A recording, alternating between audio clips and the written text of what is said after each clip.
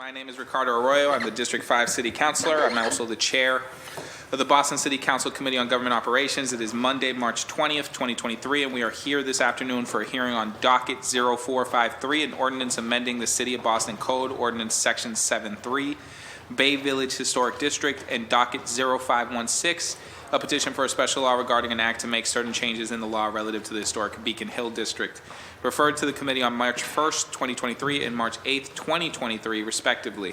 These dockets were sponsored by Councilors Kenzie Bach and Ed Flynn. This hearing is being recorded. It is being live streamed at boston.gov/citycounciltv and broadcasted on Xfinity Channel 8, RCN Channel 82, and Fios Channel 964. Written comments may be sent to the committee email at ccc.go@boston.gov and will be made a part of the record and available to all of the councilors. Public testimony will be taken at the end of this hearing. If you wish to sign up for public testimony here in the chamber, please sign in on the sheet near the door. If you are wishing to sign on virtually, to testify virtually, please email Michelle Goldberg at michelle.a.goldberg@boston.gov for the link in your name, and you will be added to the list. This afternoon, I'm joined by my council colleagues, Councilor Bach and Council President Flynn. Both of these dockets are sponsored by Councilors Kenzie Bach and Council President Ed Flynn. Docket 0453 seeks to clarify powers of the Bay Village Historic District Commission that were not explicitly stated and hopes to ensure a more robust and coherent conversation over matters regarding historical and architectural developments in the district. Docket 0516 is a home rule petition, which is a refile from last year and relates to providing an extension of an area that was not initially included in the Beacon Hill District line. Giving the new development project proposed by the Massachusetts General Hospital, this act would extend Beacon Hill District all the way down to the north slope of Beacon Hill to Cambridge Street, so as to bring these historic districts buildings that remain on the Beacon Hill side of Cambridge Street into the architectural protections afforded by the district and to discourage their future demolition. In addition, this home rule petition would also give the Beacon Hill Architectural Commission, or the BHAC, the specific authority to levy fines for violations of the Enabling Act, specifically for those in violation of the historic preservation rules. This hearing is an opportunity to hear from the administration as well as public testimony on this matter in front of this afternoon. As chair, I'm going to allow my council colleagues to give their opening remarks, beginning with the original sponsors and seemingly ending there as well, with Councilor Bach and Council President Ed Flynn, and then I'm going to turn it over to the administration. Great. Thank you so much, Chair Arroyo, and thank you so much to the administration for being with us and for all the residents in the audience. These two petitions are both very personal to me. I grew up in Bay Village, so it's a place very close to my heart, although it is technically represented by Councilor Flynn. Beacon Hill is where I live now, and actually my grandparents moved to Beacon Hill at the same time as the architectural district was originally created. In fact, my grandfather was involved in drafting some of the expansions of it, and really because of that, I grew up very much with a strong awareness of the fact that the north slope of Beacon Hill, what we're going to be talking about today, was almost lost to the wrecking ball at the time that the West End was, and that, over time, I think our appreciation for the uniqueness of the built history that Boston has, and its kind of huge addition to the city's identity, everything from an economic perspective to just kind of what makes Boston Boston. Obviously, we didn't have that at the time that the West End was demolished, and I think the creation of the Architectural Commission and the Historic District was very tied up with suddenly recognizing, they say, you don't know what you've got till it's gone. Just the preciousness of that. So excited to be talking now in 2023 about sort of what makes sense and really kind of completing the district in a way that it almost but not quite was when this was last acted upon. And and just very grateful in both cases. So I'll allow the administration to speak to it, but in the case of the Bay Village one, it's come out of conversation with commissioners, but also been endorsed by the Bay Village Neighborhood Association, and in Beacon Hill, again, come out of conversation with commissioners, but has been endorsed by the Beacon Hill Civic Association. So I think here we've got an ongoing civic conversation that's now coming to the council floor.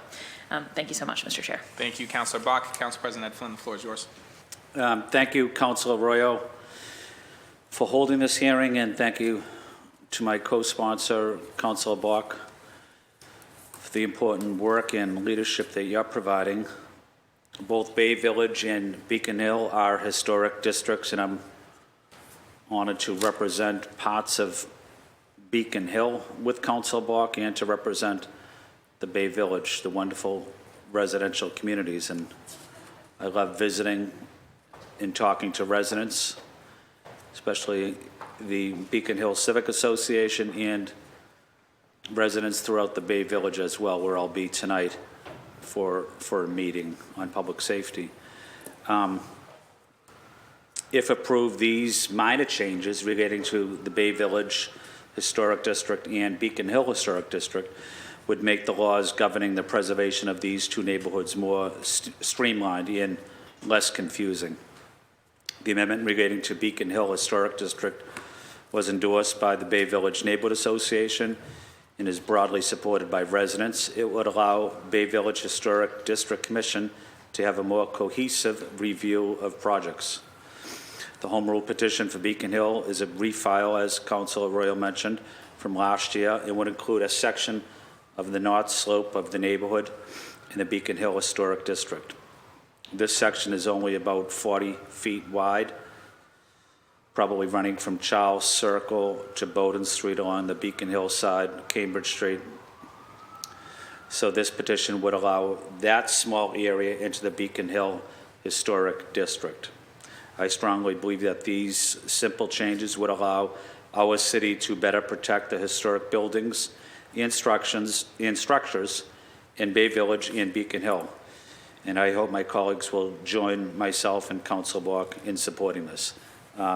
Thank you, Mr. Chair, and I want to say thank you as well to the administration team that is here testifying, but I also want to say thank you to residents from Beacon Hill and from the Bay Village for being here, for supporting this, but also for taking such a great interest in love of their neighborhood, preserving their neighborhood, and making sure that we do everything we can to protect these historic districts and protecting the quality of life as well for residents. Thank you, Mr. Chair. Thank you. Now want to introduce and give our panelists a chance to say anything which they would like to say before it goes to my colleagues for questions. We are joined today by Chief Reverend Mariema White Hammond, of the Chief of Environment, Energy, and Open Space for the City of Boston. And we are joined today as well by Nicholas Armada, who is the Senior Preservation Planner for the Landmarks Commission for the City of Boston. If either of you two have any statement or openings that you would like to give, please, floor is yours. Yeah, so I just wanted to take a moment, one, to thank the council for this time. I think we don't always get to come into the council quite as often for historic preservation as I'm here for Parks and Environment. So I do want to just take a moment to celebrate some of what has happened over the last year. Some folks know I used to run an organization that connected young people with history, so it's also a joy to be able to work on some of the important matters related to not just the pieces today, but other things that have been moving. As you know, last year was our busiest year in terms of passing landmarks. We were able to pass 11 landmarks in 1 year.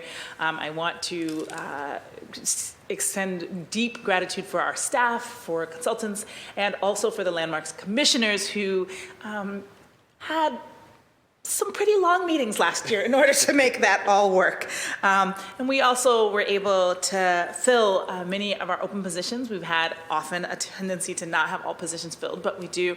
And our staff architect is here today. Chelsea, oh, there she is. We are so glad to have her, as well as we also filled our assistant survey director position. And so that's been really great. And we are in process of hiring our director of historic preservation. So there we go. And we anticipate the first meeting of the Commemoration Commission this spring. I do want to note that these two pieces are part of both two pieces that we're really trying to move forward. One is to get all our commissions fully filled with people whose term deadlines align with where they're supposed to be. We've got got a little behind during the pandemic, but we are slowly moving into that place, and we were excited that Highland Park, Mission Hill, and Beacon Hill all got finished with our appointments so far, and there are a few others in line. The other piece that we were really trying to focus on is, I think as Councillor Flynn noted, sometimes we want to honor that each district is different, and we've heard from folks the differences are so wide sometimes that it's very hard to understand what you should apply for, what you shouldn't apply for, what things are going to go to staff review, what are likely to be requiring the full commission to look at. So we are trying to get to the point where our regulations still allow for neighborhoods to have their specificity while minimizing how much unnecessary difference there is between districts so that it's as user-friendly as we possibly can make it. And so we'll have Nick speak in a moment about what the specifics are of these two pieces, but want folks to be clear that this is part of a larger effort to make the commissions and the historic work as clear and decipherable, particularly to residents as they are entering these processes. And last, I just want to take a quick note that Joe Cornish has done a lot of leadership on this work, and he's actually on vacation this week, and we're very glad that he is, but I wanted to at least lift him up because he's been doing a lot of work behind the scenes to identify whose terms are in and whose are not, and where there are differences between districts that might be worth reviewing and revising. So with that, I want to pass it on to Nick Armada to talk specifically about these two pieces, what they'll do, and why it makes sense. I do want to note, before Nick leans in, that we have had conversations with the Streets Cabinet specifically because there were concerns, particularly around Cambridge Street and the impact that these changes would have. I think we've come up with a creative solution, and we'll share the specific language around that at the conclusion of this presentation. Yeah. Thanks, Chief. Councilors, thank you very much for your time today. Appreciate your continued support in the preservation field. So as the Chief mentioned, my name is Nick Armada. I'm the Senior Preservation Planner for the Boston Landmarks Commissions. Part of my responsibilities are to manage the day-to-day operations of the Beacon Hill Architectural District. And I'm here today to kind of answer any questions that City Council might have regarding the proposed expansion of the district all the way to Cambridge Street. So a little bit of background, the district was formed in 1955. The Beacon Hill Architectural District is actually the oldest historic district in the Commonwealth and one of the oldest National Register districts in the country. When initially formed, the district covered the south slope of the neighborhood with a focus on the Federal and Greek Revival architecture by notable local architects such as Charles Bulfinch, Asher Benjamin, and Alexander Paris. The district was expanded on several occasions after it was originally organized. The flat of the hill, which is over by Charles Street, was added in 1958. The south slope was added in 1963, and then the areas surrounding the Granary Burial Ground and Park Street were added in 1975. One of the last pieces of the puzzle for the neighborhood are the properties abutting the south side of Cambridge Street. Currently, the boundaries of the district stop 40 feet from the curb of Cambridge Street, and it's a little unclear as to why this occurred, but what we do know is that it's thought to be related to the construction of the fire station located at 200 Cambridge Street. While many of the historic structures lining this busy thoroughfare were demolished or significantly altered when Cambridge Street was widened during 1924-1925, there are still several significant properties that reflect the changes of the dynamic neighborhood. In particular, you have the Puffers Building, which is located at 214-218 Cambridge Street. This was built in 1906 and was took a large part in the cigar rolling industry that was thriving around the Depression era around 1930. The properties at 222 and 240 Cambridge Street are some of the oldest buildings on the south side of the street and are among the commercial retail structures from the late 1800s that still remain. Additionally, number 228 is also significant within the LGBTQIA community as the historic location of Sporter's Cafe, which according to the History Projects in proper Bostonian was a community center just as much as it was a bar where local members of the community would organize against homophobia and the AIDS crisis of the 1980s. Number 272 to 274 Cambridge Street are tenement houses built at the beginning of the 20th century to house the growing immigrant community in the area. And these structures were actually once a common site throughout the West End and the North Slope of Beacon Hill, and are now some of the last that are directly facing Cambridge Street. Finally, the structures at 122 and 128, 248, 270, and 310, 316 Cambridge Street are early examples of structures that were built in the 1920s during the rise of the automobile age that catered to motorists coming in from the city from the Longfellow Bridge. Expanding the district would not only permit the protections of the historic structures, it will enable the neighborhood and commission to work with property owners to redevelop some of the non-contributing structures in a way that's sensitive to the unique sense of place that Beacon Hill is known for. Finally, as the chief had mentioned, it's been brought to my attention that there were some concerns from other city agencies in regards to including the sidewalks into the district. While initially a point of concern by staff, it's understood that any redesign of the sidewalks would involve a comprehensive community-led process, which staff does not object to. And staff does not object to removing the sidewalk right away from the petition. However, it should be noted that there are several members of the community that had informal conversations with that do stress the importance of the sidewalks. Thank you for your time. I'll be happy to answer any questions. And I just read that and realizing I haven't talked about Bay Village. So Bay Village was actually a petition currently to expand the purview. And what this means is that currently the purview of the commission in Bay Village only reviews properties, or I should say facades, that are directly facing a public way. The new request is to review anything that's visible from a public way. And thanks for your time. We'll be happy to take any questions that you might have. Thank you. I want to acknowledge that we've been joined by Councilor Louis Jen and Councilor Murphy. If either of you would like to give a quick opening or statement, otherwise we'll go straight to questions. Councilor Louis Jen. Just want to say good morning and thanks for being here. I look forward to hearing more about expansion of the historical district for Bay Village and for Beacon Hill. I think it's an exciting opportunity. I also know that we've heard from constituents about some questions. I think you just addressed some of them regarding sidewalks and things of that nature. I want to make sure that we are ensuring and not making it more difficult for accessibility and for businesses to be able to make renovations and things of that nature. So we'll just look forward to this conversation alongside District Councilor Kenzie Bach, who I know is steeped in both of those communities and who I will be talking to about this to make sure that we get it right. Thank you, and thank you, Reverend Mariama Whitehammer, for being here. Thank you, Councilor. Councilor Murphy. Yeah, thank you. Just quickly, thank you for being here. I'm happy to be part of this conversation and here to support my district councilor, Kenzie Bach. I know these conversations are important, and across the city, I know we met in West Roxbury at a community meeting out there, but definitely looking forward also to hear more when you're speaking about the sidewalk needs and making sure that we're getting that balance right. So thank you.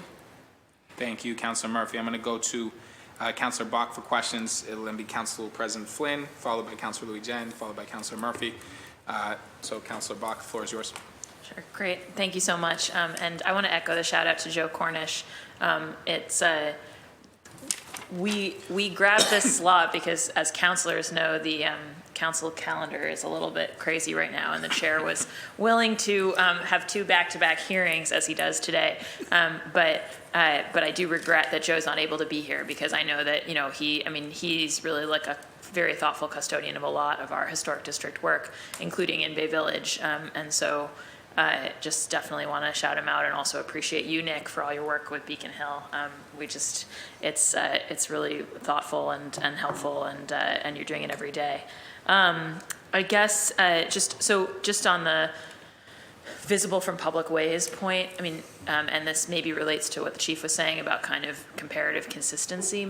My sense is that that's the case. Certainly the districts that I'm most familiar with, visibility from a public way is the standard in general. Yeah. Can you speak to that a little bit? Yeah, so typically speaking, in most of our districts, the purview is within the, visible from a public way rather than facing a public way. So one of the issues that we've experienced is that, we can avoid all the insensitive intrusions to the architecture on the front of the building, but those could easily be kind of slipped to the side without our purview. So the idea is that the entire components of the building would be under the purview of the commission so that we can work with the property owner to come up with a reasonable solution to some of the needs that they have in redesigning or altering their historic structures while still maintaining that historic character. Great, yeah. Yeah, and like I said, I think it's a relatively minor change in Bay Village, but I think, it's one of the challenges we have with the historic districts is that they're a part of what make people excited to buy property and live in property in these areas, but then it's always like, well, except for my thing where we should adapt it and not. So I think it's useful, the more that there can be that cohesive design vision, the better. I wondered on the, so I'll just say, I also had some conversations with the streets chief over the weekend, and I think what I've kind of understood the gist to be is that the concern is because currently we don't have any historic district on either side of Cambridge Street, that in a context in which we are begging more or less the MBTA to at some point actually do the red-blue connector, that adding a kind of city split jurisdiction on kind of the street sidewalk stuff is sort of the opposite of what we're trying to do in terms of getting them to come in and do that project. Obviously this is in a context where we don't know if we're talking about something that's going to happen in 5 years or 10 years or whatever. I think my initial reaction to this was just that I think the brick sidewalks are an important part of the visual of the district, and so even though they're not subject to it now, I think I certainly feel that they're visually important, and that there are ways for us to really, to Councilor Lujan's point, accommodate accessibility, which is really important. Cambridge Street is an extremely heavily utilized pedestrian corridor, also bicycle corridor, both of which, has been the subject of a lot of conversation about how to make it safer for everybody. But I feel comfortable that anything that we would do on Cambridge Street would be really as you alluded to, a kind of collective process around how do we make Cambridge Street better for everybody and match. And so I think part of the issue here is sort of, does one see the details of the sidewalk design as kind of, it's the end point of Beacon Hill, and that's part of why we want the apron of the district to come down here. But at the same time, the street itself is also a cohesive whole and one of the major thoroughfares of this area. So I just wanted to say a little bit about that because it's certainly a conversation I've been having, and I just wondered if you could speak to, because I know you guys have a language proposal to accommodate this, and I guess one thing I want to be really clear on is how you would think about making sure that the city can make adaptations it might need to make to the sidewalks, but without, obviously part of the point is to not allow the frontage of the buildings and stuff that come down to that sidewalk to be exempted. So can you just speak to that a little more? Yes, I need to pull it up on Sorry. my iPad. Sorry. Yeah, so I think that the point is actually pretty important that you just raised, which is that you wouldn't actually, from an aesthetic perspective, want to set it up where one thing could happen on one side of the street and not the other side of the street, because that would also look very uncohesive. And so I think that the reality is we have talked with Chief Franklin Hodges, and there's no current plan to change anything at this point. And the main point would be a huge redesign of Cambridge Street, which would be required in order to bring the red line, blue line extension. And what you would want from an aesthetic point of view is for that conversation to happen cohesively together and not, well, we're going to put this here and then we're going to do this here. And so I think we expect that people would, and I have every confidence that civic engagement is not a challenge in the Beacon Hill neighborhood, so I am not concerned that we would have underrepresentation. I think people would certainly come out and want to participate in that process, and that would allow that conversation to happen holistically. Yeah, and I mean, obviously, I think the reality is that you'd have a historical, how to be gracious to historical resources side about conversation about both sides of Cambridge Street anyways, because of course we have Otis House on the other side of Cambridge Street, so and Old West Church, So it seems to me like, that aesthetic piece would have to be a piece of the puzzle for Cambridge Street regardless, certainly in my mind. Okay, So- well, yeah, Oh, go did ahead. you want me to read the red lines, or?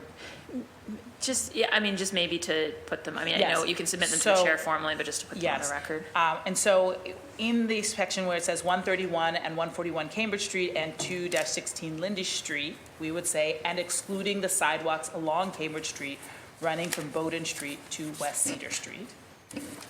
We have additional language if needed. I know that Councilor Bach was sort of saying we may not need both, but I'll at least share it and we can. It's under section 3, exclusions, and inserting in place of therefore the following sentence, it would change, in addition, nothing in the act will preclude the full or partial alteration, demolition, or reconstruction by or at the direction of the city of Boston of the sidewalks running along the south side of Cambridge Street. Yeah, and so I guess, to me, we might only need one or One, the other yeah. of those. Yes. And I actually would probably lean towards actually keeping the section 3 one instead of the section 1 one, because I think being really clear that the city, that the sidewalk stuff is gonna be in the purview of the city in a process, but I wouldn't wanna, what's nice about that is it keeps the city the agent, so it removes any confusion about whether we're also exempting things where private property owners are the agent from review. So it's just that's kind of my gut on that, but happy to also obviously talk to the chair a little bit after this and figure out what makes the most sense. Thank you. Sorry, Mr. Chair. No problem. That makes sense to me. Councilor Flynn, if you have anything. Thank you, Mr. Chair. And I just want to highlight again that I'm proud to represent the entire Bay Village neighborhood. I'm also proud to represent a part of the Beacon Hill neighborhood with Councilor Bach. Reverend, I had one question. I know it's somewhat related to this, or at least related to the community process. In the Back Bay, we were working with city planners, transportation planners on closing various streets in the Back Bay. You mentioned the chief of streets saying that if there are any transportation challenges or issues, that it would be a full community engagement. The problem with that is we haven't had that engagement with the community in the Back Bay and in South Boston. I highlighted that recently to Chief Arthur Jameson, that the community wasn't involved in some of these transportation planning, and residents are concerned about that. Certainly, these are different neighborhoods, but I want to make sure that if there are changes and we need to get the community involved, that the community will be involved in day one and not halfway through the process or halfway through the recommendation of city planners. Any comment on that, Reverend? I can't speak to the engagement work of other cabinets. I can say that the only conversation that we've really had is really around this question of a major redesign of Cambridge Street in order for the red line, blue line connector. So I don't want to comment on processes that I wasn't. Right, no, I understand, but if there is a major renovation on Cambridge Street, my point is the residents have to be involved on day one in the process and not halfway through the end of the process or in the middle of the process or when it's going to be announced what the plans are. Again, we had that problem in the Back Bay when city transportation planners wanted to close a street. And the residents were upset, the business community was upset, and they let me know about it. They let Councilor Bach know about it, but they were upset about the process. That was the big part of it, that they didn't feel like their voices were heard. So if we are talking about a major renovation on Cambridge Street, my point is the residents need to be heard at the very beginning, because they weren't in the Back Bay, they weren't in South Boston. Residents need to be heard, and district councilors need to be part of that process as well. As a district councilor, the last thing I want to do is be added to some process halfway when it's over. I want to be involved at the very first minute of the process. That's my job as the district city councilor, and these issues are important, and I just don't want decisions to be made at City Hall by city planners without the involvement of district city councilors and residents and civic associations, neighborhood associations.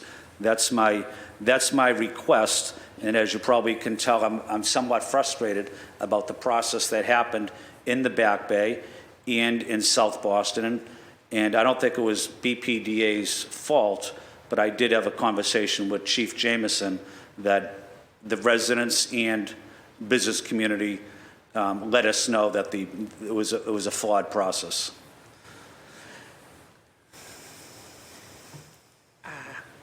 So I think my cabinet didn't really have any engagement in that, and my understanding is these were temporary closures. I think that temporary closures probably do not have the same sort of mapped out process that something like a whole street redesign would. And so what I think I'm hearing is that sort of the open streets and those processes, the request is that there be some process created around them. Mm-hmm. Yeah, the open. I think a full street redesign has a relatively mapped out process that would have to be followed. So I don't think it would be subject to the same kind of discretion that a sort of half-day street closure might be allowed without the same kinds of process. So I think I hear the point. I can't speak in detail because I'm not part of the decision making there, but I do think the reason we feel comfortable with this piece is that what we're talking about is a full street redesign, which has a pretty laid out process that folks sort of have to follow. That being said, obviously we could learn from those sort of more fully mapped out processes to ask how they could be applied to sort of less sort of less permanent processes. So.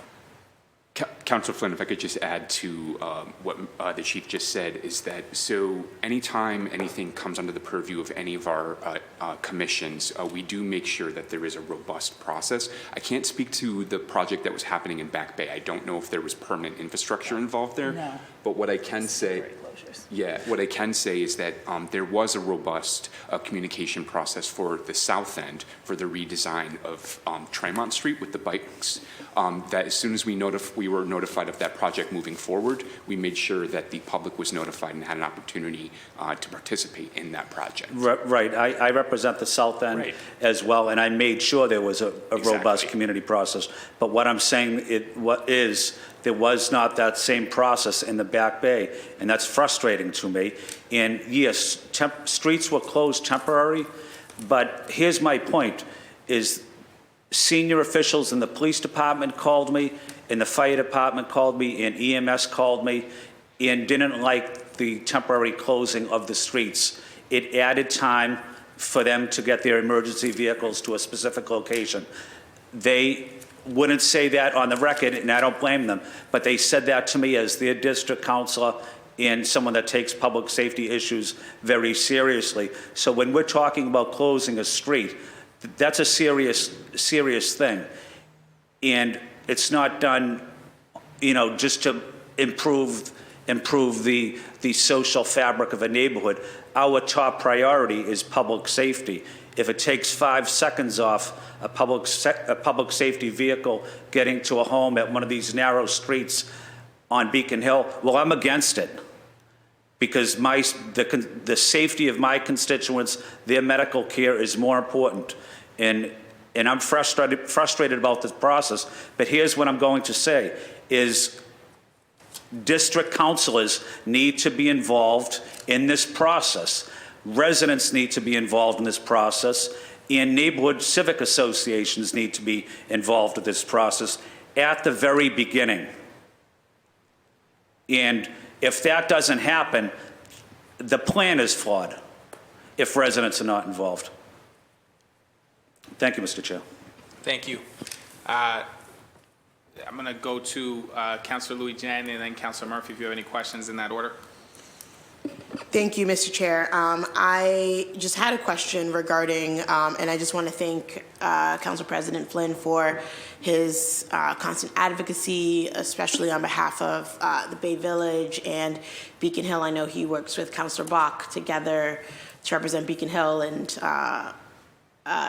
Councilor Bach's homeland of Bay Village. So thanking my district councilors for their work.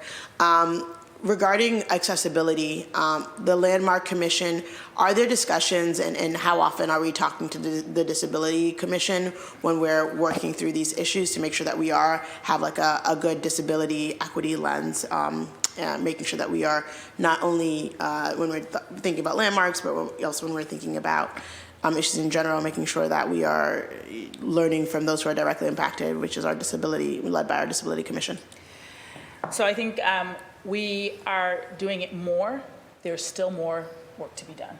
And so I think, as an example, we had a disagreement, for instance, last year at the Athenaeum, where they had proposed a number of changes that would have made a significant difference for making that space accessible.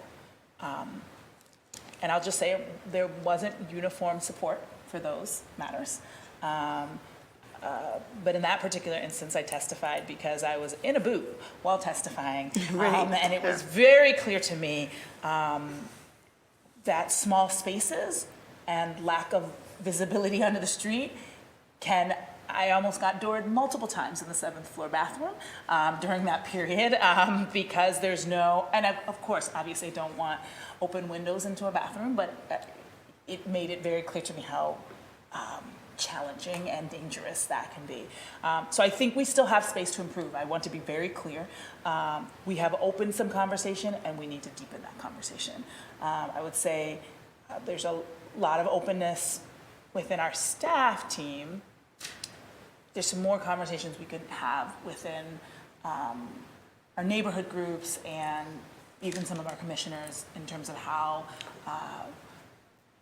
we elevate this as a thing we talk about and think about on the front end, not as an afterthought. And I think there are ways to both protect a space and also recognize, for instance, we've had to come to the moment that we aren't,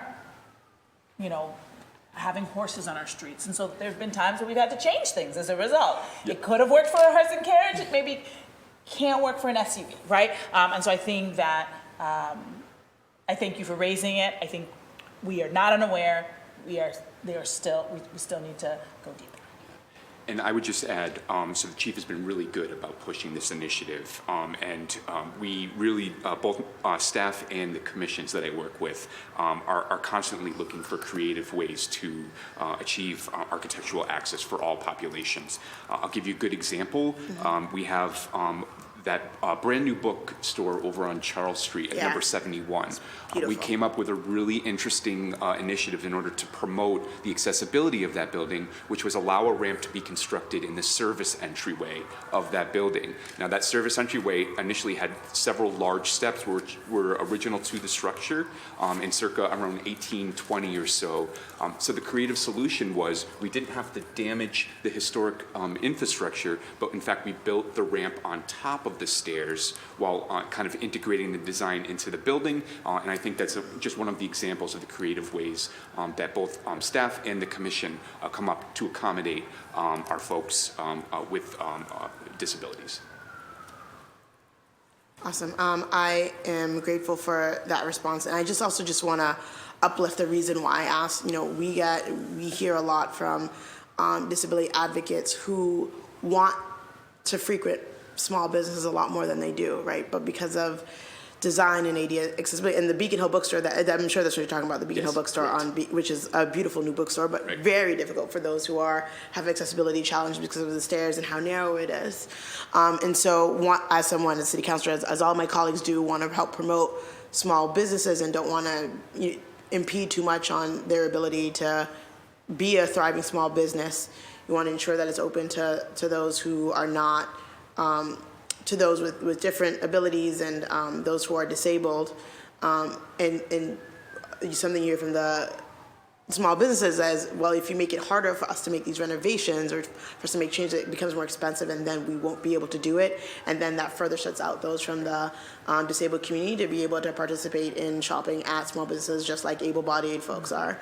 And so I just want the city, and I know this isn't just for you all, it's just like something that I was recently talking about to disability advocates, so it's coming up in this context. It's something that I just want the city to think about, is how can we help our small businesses with these accessibility questions that can be accentuated by sort of making it, when we want to expand historical districts, which is great, and we want to make sure that we're not making it harder for our business to do something that they already sometimes like, well, the cost of making this, the ramp or of widening the doors or having an elevator can be cost prohibitive. So just want to just elevate that from some advocates that have brought it to my attention, and just encourage you, Chief, to continue the great work that you're doing in elevating that as part of the conversation. And want to thank the Landmarks Commission, obviously, because I know that you all think about this holistically and want to make sure we continue doing that. Thank you, Councilor Luigi. And Councilor Murphy? Thank you. I did want to, I appreciate you, Reverend. I know we've been in lots of different hearings, and your cabinet has lots of different departments, and they have to work closely with other city departments. So I appreciate, and I know that you do work hard at making sure everyone gets to the table and has a voice, and that you're also acknowledging there's room to grow. So thank you for that.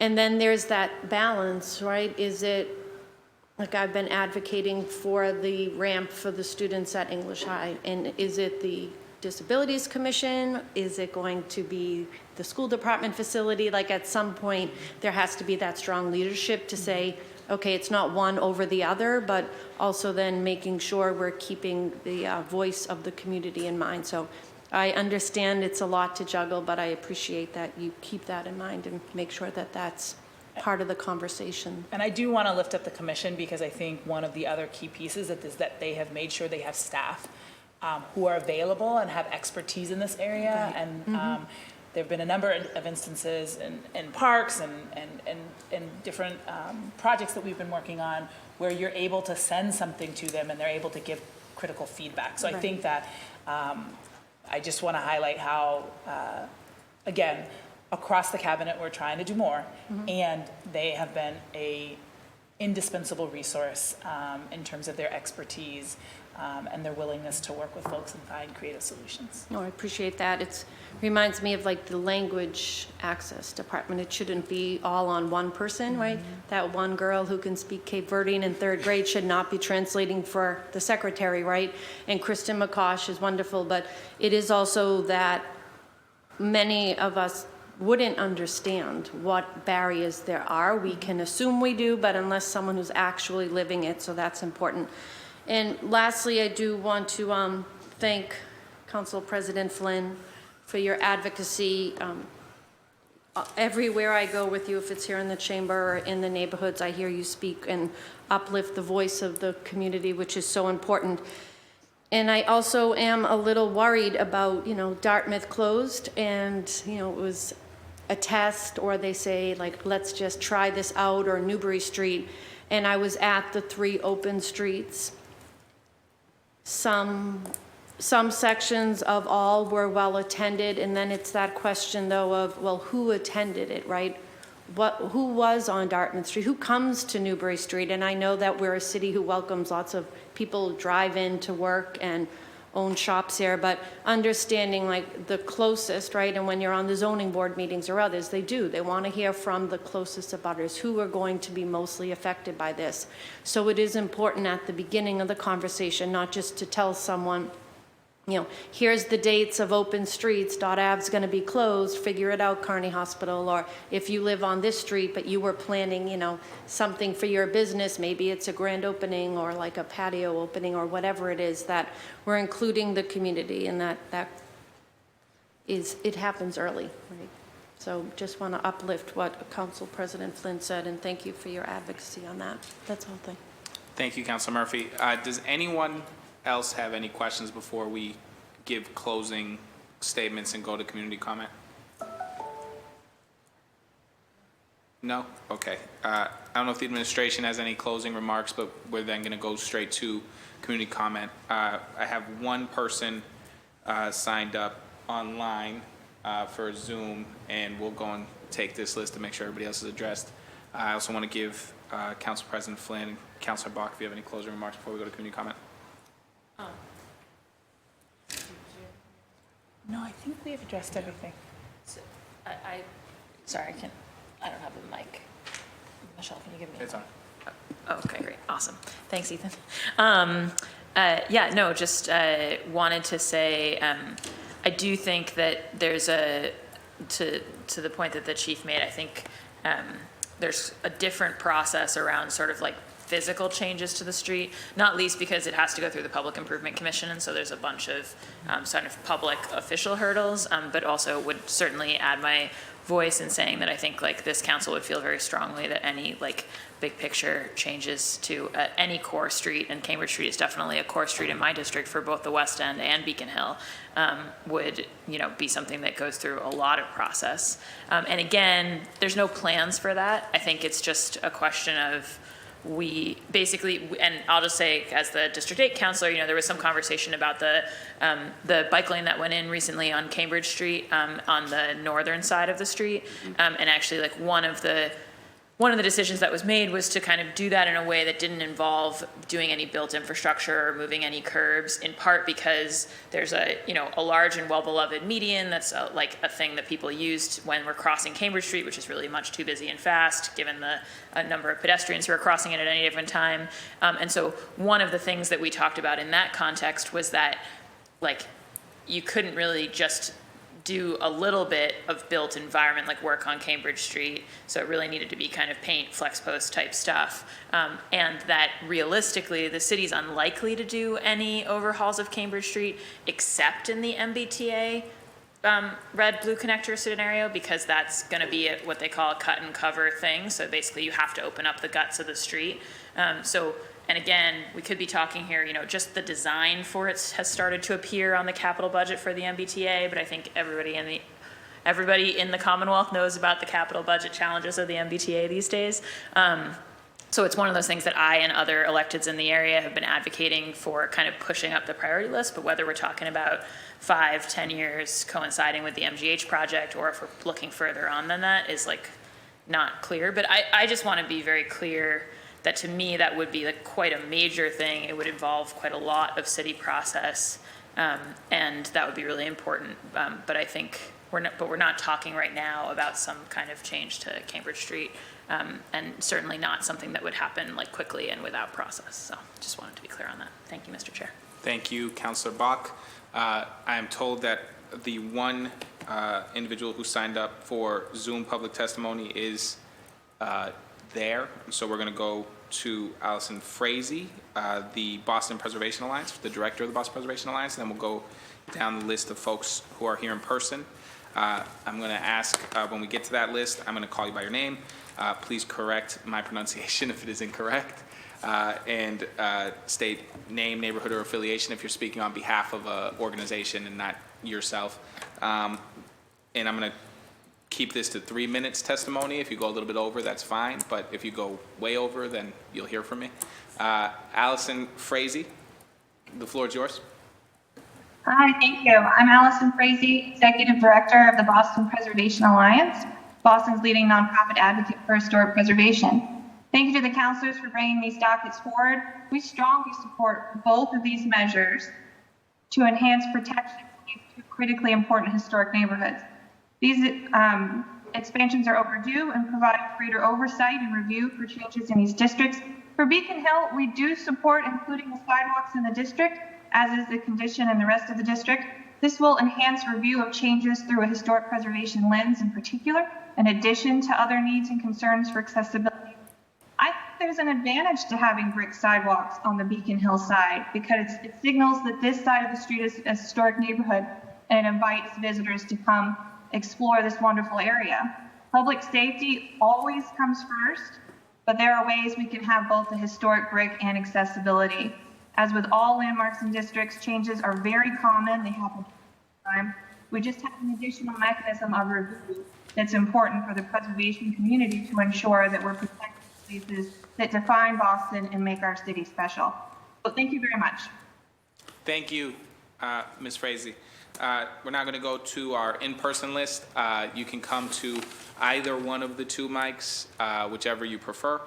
We're going to begin with, I believe it's Mark, is it Mark Kiefer or Kiefer? Mark Kiefer, the Beacon Hill Architectural Commission. The floor is yours.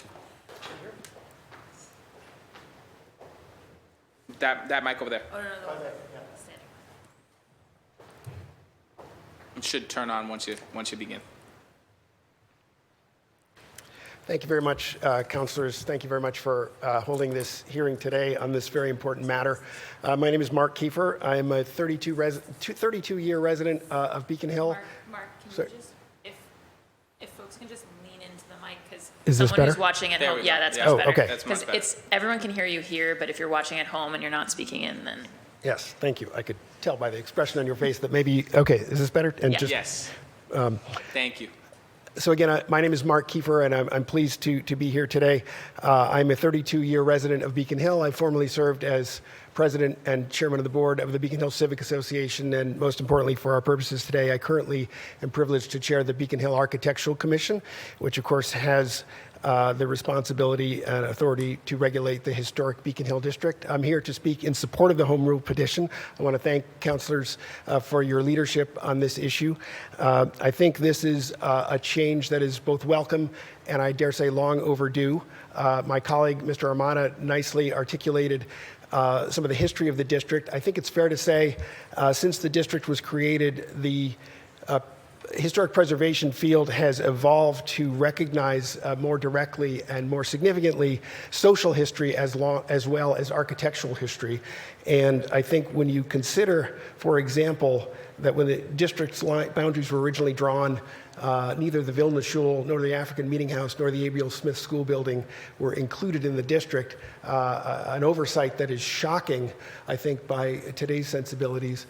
But certainly that mistake, I dare say, was corrected, and those buildings represent certainly the very significant social history of the North Slope of Beacon Hill and the tremendous contribution of the African American community in Beacon Hill to the history not only of the city but the Commonwealth and the nation. I think the extension of the historic district boundary to Cambridge Street would have a number of benefits. We have two standards that we work with on the Beacon Hill Architectural Commission, the first being, of course, architectural and historical appropriateness. Again, it would ensure protection of those historic resources on the street, both in terms of their social history and their architectural history. The other standard is quality of workmanship, and I think there are going to be opportunities for new construction, infill buildings, significant alterations of the buildings that exist there today, and both of those standards will ensure that development occurs in a way that is both consistent with the historic district guidelines, but importantly, I think, enhances the overall quality of Cambridge Street. It's an important gateway not just to the community but to the city at large, and I think will be very beneficial in that regard.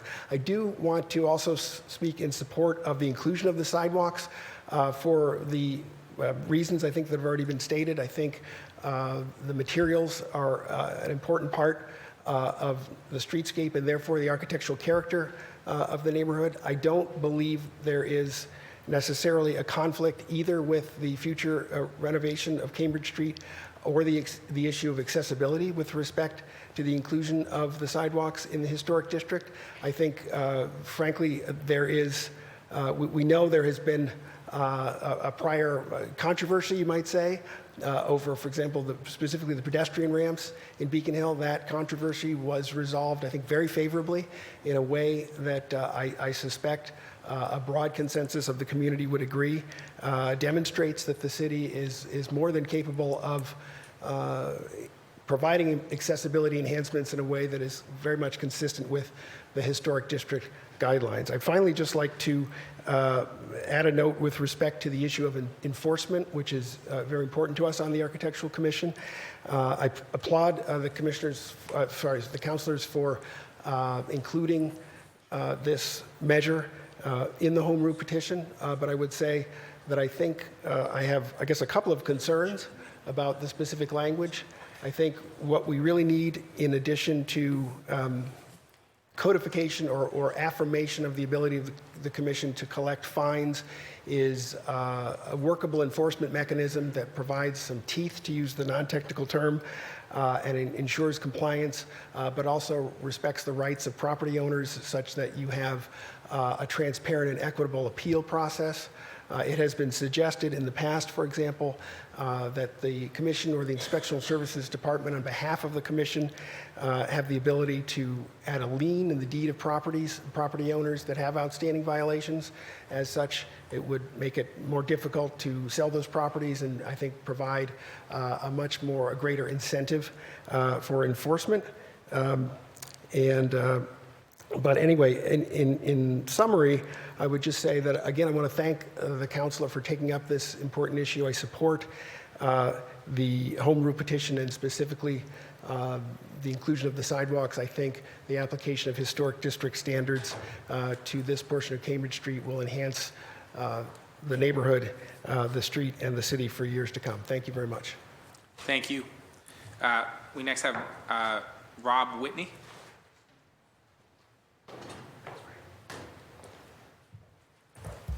Thank you very much, Councilor Arroyo. I don't have much to add to what's been said by the chief and by by Nick Armada, and specifically by Mr. Kiefer. I just wanted to add a little bit with respect to sort of my personal perspective, having been a resident on Beacon Hill for almost over 35 years, actually, first on Hancock Street and now on Phillips Street on the North Slope, just up from the 40-foot line that we've been talking about. I am also, like Mark, a former longtime member of the Beacon Hill Civic Association Board of Directors. I was also president and chair until about a year ago or so.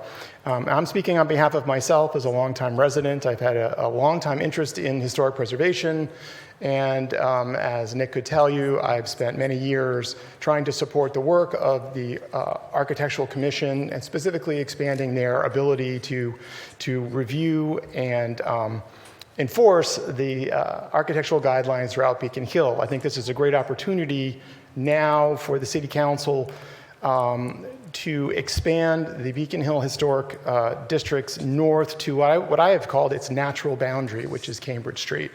Around the other edges of Beacon Hill, including Bowdoin Street, Beacon Street, down to the Embankment Road, all of the rest of the district extends to the streets, basically the edge of the street and the curb.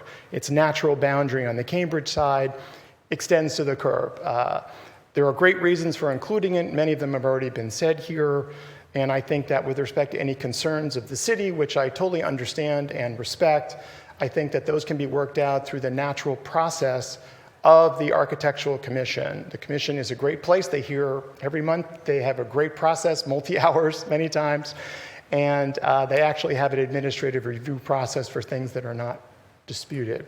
I think it's the perfect venue for if there any issues arise with respect to the red-blue connector. That's a great place where all that can be hashed out relatively efficiently and appropriately, I believe. One thing I would add, though, with respect to the idea between different options, if there is going to be a change with respect to the issue about the streets themselves. One last comment with respect to the accessibility issues. I totally agree that, and I think it's always been true, that the accessibility has been a major concern of Beacon Hill going back 50, 60, 70 years. If you look right now, there are ramps all over Beacon Hill in brick and other substances. So I think that there's always that process, as Mark mentioned. There's existing agreement between the Civic Association and the city that has a process by which ramp construction accessibility is already agreed to, and I think that would be extended to any issues on Cambridge Street. But the last thing I wanted to mention is with respect to this options between excluding the sidewalks and having some other mechanism with respect to reviewing or having excluding at least destruction, demolition of the sidewalks within the district. I think it much more makes sense if that's going to happen at all, which I don't agree with, but if the council believes that that's appropriate, it should not be.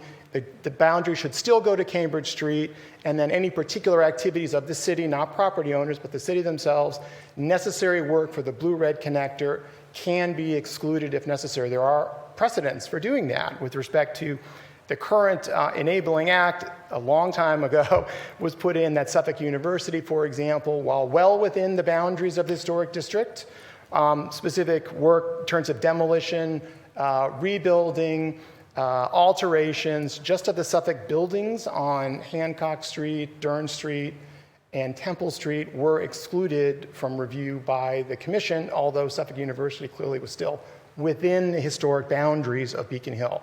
If the council believes that's appropriate, after due consideration and hopefully more discussions in the neighborhood, I think that's the way that should go, not changing the boundaries as proposed in the existing home rule petition, extending it all the way to Cambridge Street, which I think is the natural boundary of an enlarged Beacon Hill district. Thank you. Thank you. Caroline DiStefano.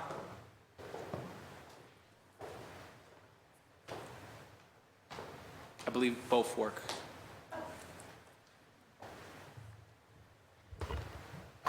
Good afternoon. My name is Caroline DiStefano, and I'm a longtime resident of Beacon Hill. I live on Temple Street, and that is the area, part of the area where the district would be expanded to. I'm simply here to say I'm in support of the expansion. I think it makes sense. I think it would add beauty and quality to Cambridge Street. I'm also in support of accessibility, but as the folks before me have said, that problem has been addressed and solved with brick sidewalks in other areas of Beacon Hill. So although I'm a layman and I'm not on a committee, I do feel, Beacon Hill does care about accessibility, in addition to caring about the historic nature of its neighborhood. Thank you. Megan Ah, Chair of the Beacon Hill Civic Association.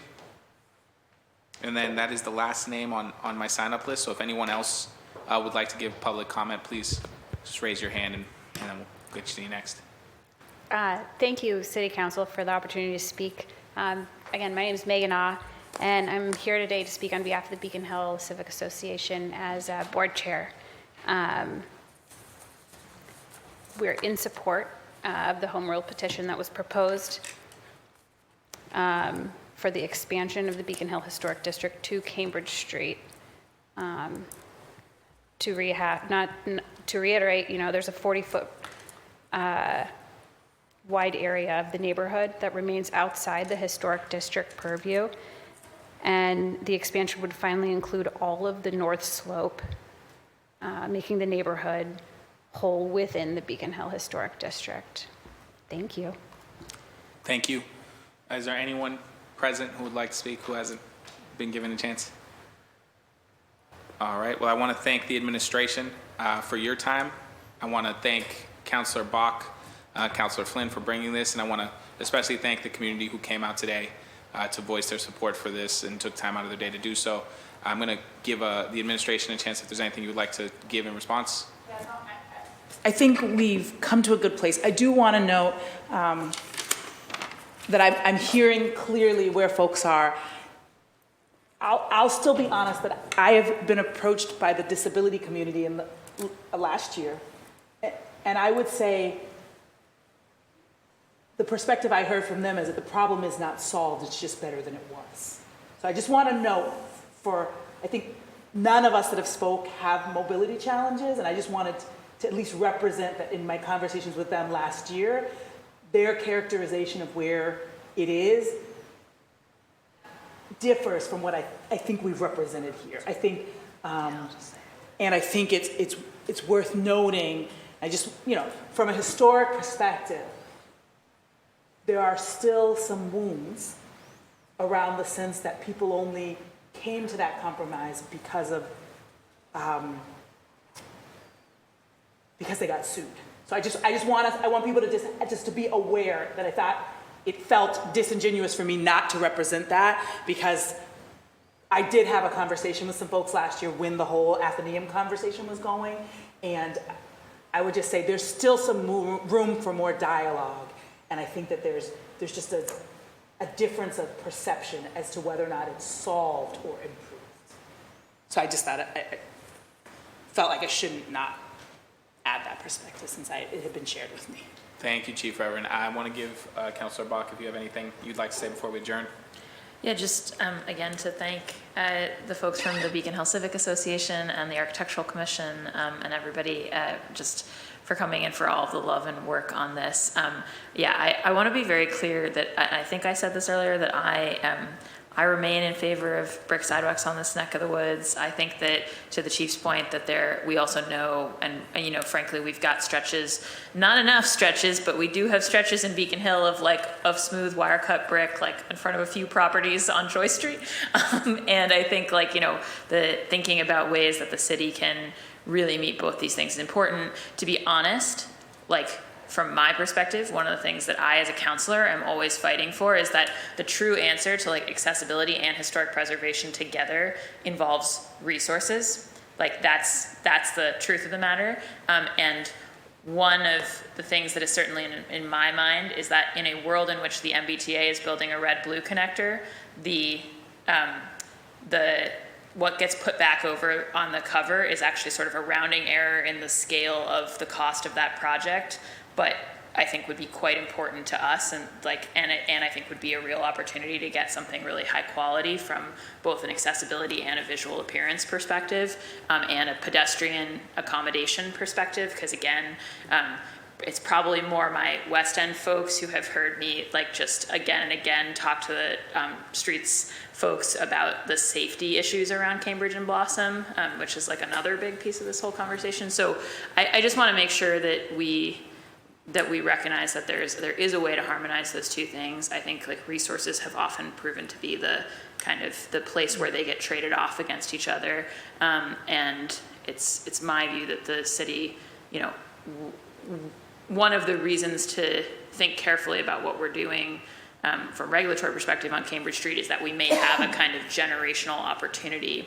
to redesign Cambridge Street with state and federal money, and it's frankly only the availability of new state and federal transportation resources that even make us think that we might be able to get red blue to actually happen. So I just want to throw that into the mix as another factor for folks. But I really appreciate all my colleagues coming out and all the members of the public, and this 40 feet really bothers me. It just looks goofy if you look at the map, and it doesn't reflect the actual reality of what any observer could say is clearly Beacon Hill. And the Puffer Building's magnificent. The building that was referred to as with the LGBTQIA, like, community history is also maybe more familiarly known to many as the Hill Tavern building. And, you know, I think like that's an example of history that is not well enough recovered for the community. And so thinking about, is there an opportunity with a historic district to really, like, elevate that type of thing would be great from my perspective. So really hoping that we can move this forward. Thank you, Mr. Chair. Thank you, Councilor Bach. She does think it's goofy. She showed me a photo, and it does look goofy. I can confirm.